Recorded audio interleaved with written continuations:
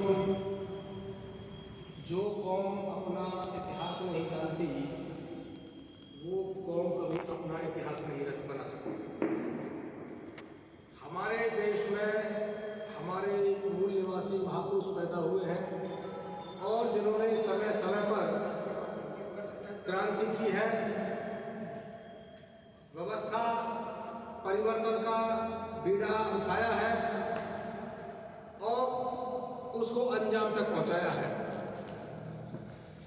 एक समय था जब केवल एक ज्योतिबा फूले नाम का जो शख्स था वो केवल 8वीं तक पढ़ा था और उनके साथ जब दुर्व्यवहार हुआ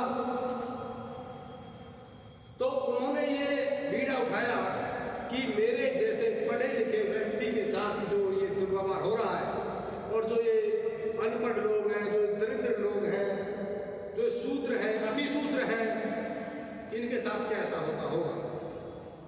तो इन्होंने एक संकल्प उठाया कि मैं इस व्यवस्था को बदल दूंगा। महिलाओं को कोई शिक्षा की वो व्यवस्था नहीं थी। सबसे पहले अपनी पत्नी मां सावित्रीबाई फूले को पढ़ाया और उनको पढ़ा करके शिक्षा सभी महिलाओं के लिए शिक्षा के दरवाजे खोल दिए। तो ये हमारे लिए आदर्श है कि अगर ये ना होते तो ना तो शिक्षा महिलाओं के पास होती और ना शिक्षा पुरुषों के पास होती। और शिक्षा ही एक ऐसा साधन है जिससे समाज में तरक्की होती है, उन्नति होती है।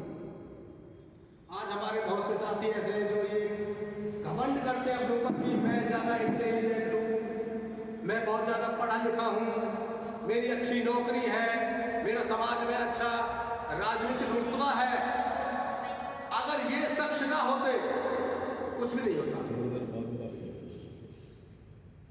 तो इसलिए हमारे नैतिक कर्तव्य है कि हम अपने महापुरुषों को पढ़ें, समझें और अपने व्यवहार में उनको उतारें।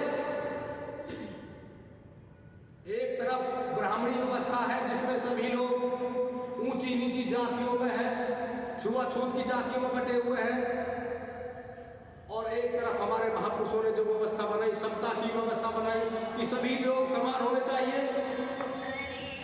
तो हम लोग अपने महापुरुषों को ना पढ़ करके हम ब्राह्मणी विचारधारा से ग्रस्त हैं और जिससे हम अपने समाज का बहुत बड़ा नुकसान कर रहे हैं। महात्मा ज्योतिबा फूले इन्होंने 1848 में किताब लिखी गुलामगिरी कि समाज के मूल निवासी लोगों को ब्राह्मणों में जो विदेशी हैं किस तरह से गुलाम बनाया। वेद लिखे, पुराण लिखे, महाभारत लिखी, उपनिषद लिखे, मनुस्मृतियां लिखी और सब में ये व्यवस्था की कि इसमें इतने लोगों को ये ऐसे होना चाहिए। बाबा साहब डॉक्टर भीमराव अम्बेडकर ने इनकी सारी उसका अध्ययन किया और ये निचोड़ निकाला और जो ब्राह्मणी धर्म के जो धर्मगुरु हैं उनसे भी ये कहा कि जिसको तुम धर्म कहते हो ये धर्म नहीं, आदेशों और निषेध आज्ञाओं का पुलिंदा है। जो लोगों को गुलाम बनाए रखने का षड्यंत्र है ये गलत रूप से कानून है और इसको खत्म करना चाहिए। और जब बाबा साहब को मौका मिला संविधान लिखने का, आर्टिकल 13 लिखा कि इस संविधान के लागू होने से पहले की जितनी भी विधियां, रीतियां, परंपराएं थी जो आपके मूल अधिकारों से असंगत थी उन सबको शून्य घोषित किया जाता है और फिर आपको मिलता है समता का अधिकार, मनचाहा व्यवसाय करने का अधिकार, देश में कहीं भी जाने का, बसने का अधिकार, कोई भी भेदभाव आपके साथ जाति के आधार पर, रंग के आधार पर, लिंग के आधार पर नहीं होगा, सबको शिक्षा होगी, सबको न्याय मिलेगा, ऐसी व्यवस्था निर्माण की। लेकिन जो संविधान है संविधान के विरोध में है। तो जो संविधान में जो व्यवस्था आपके लिए है वो आपको कभी मिल नहीं सकती जब तक वो लोग शासन सत्ता में रहें, व्यवस्था में रहें। तो इन सभी बातों को मद्देनजर रखते हुए अपने महापुरुषों से प्रेरणा लेकर के जो इन्होंने जो आंदोलन जो चलाया था और जिसको और आगे बढ़ाना है, इसी को ध्यान में रखते हुए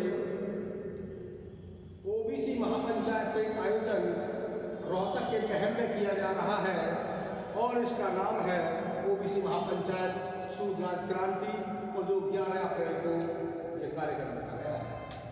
तो इसमें मैं सुनील भारतवंशी आप सबसे निवेदन करता हूं कि ज़्यादा से ज़्यादा इस प्रोग्राम में पहुंचे और हमारे महापुरुषों ने जो आंदोलन चलाया है इसको और आगे तक बढ़ाए।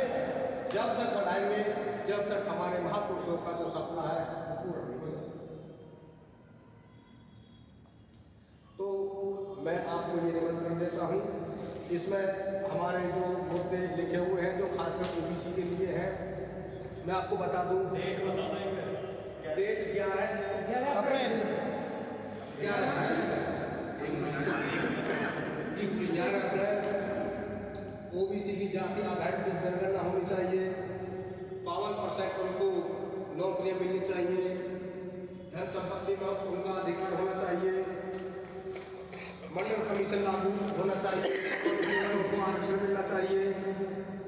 तो ऐसे ही तमाम ये 10 मुद्दे हैं जिसको आप पढ़ लेना। तो मैं तो आप सब से निवेदन करता हूँ कि भाइयों अपने महापुरुषों को पढ़ो, उनका सम्मान करो और जो लक्ष्य इन्होंने रखा है उसको पूरा करो। केवल